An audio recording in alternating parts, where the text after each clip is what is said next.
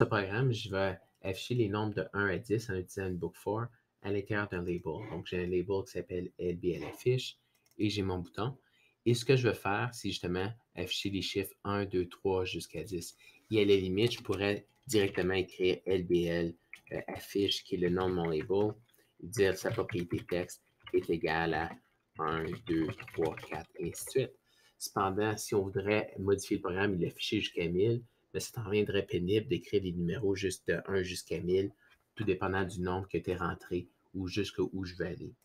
Une méthode plus efficace, utiliser une book for. Donc, lorsqu'on a un élément qui est répétitif, on peut ici, et je vais juste garder mon code ici, utiliser une book for.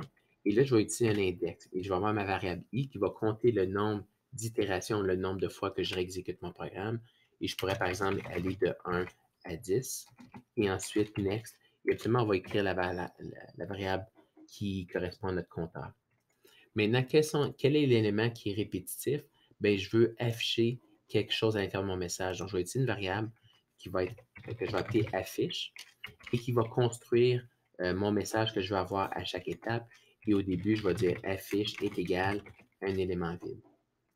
Maintenant, quel est l'élément répétitif? Bien, si je regarde ce que je mets en surbrillance, la première fois, je vais afficher 1, la deuxième fois, je vais afficher 2, suivi d'une virgule, après 3, virgule, et ainsi de suite.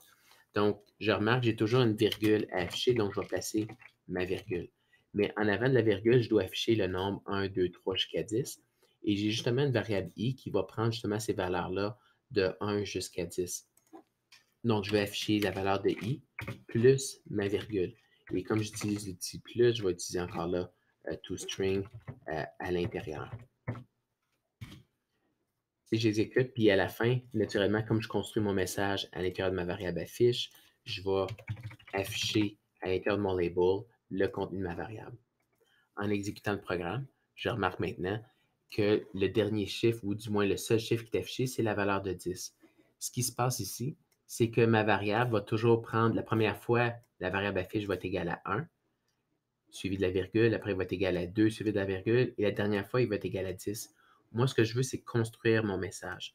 La façon simple, c'est d'écrire, puis là, je vais fermer le programme ici, c'est d'écrire un plus en avant, mais ça revient à la même chose que de dire affiche est égal à affiche plus le nouvel élément ajouté. Donc, comme affiche est vide au début, la première fois, il va afficher 1.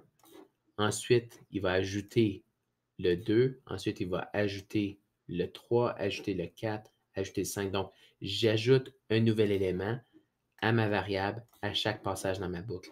Et maintenant, lorsque j'exécute, le message va s'afficher au complet. Si je voudrais modifier certains éléments, peut-être ajouter un retour de ligne entre chacun, je pourrais utiliser, au lieu d'une virgule, le caractère qui fait un retour de ligne. Donc, en Visual Basic, c'est la séquence de nombres ici qui permet d'afficher les nombres avec les retours de ligne de 1 jusqu'à 10.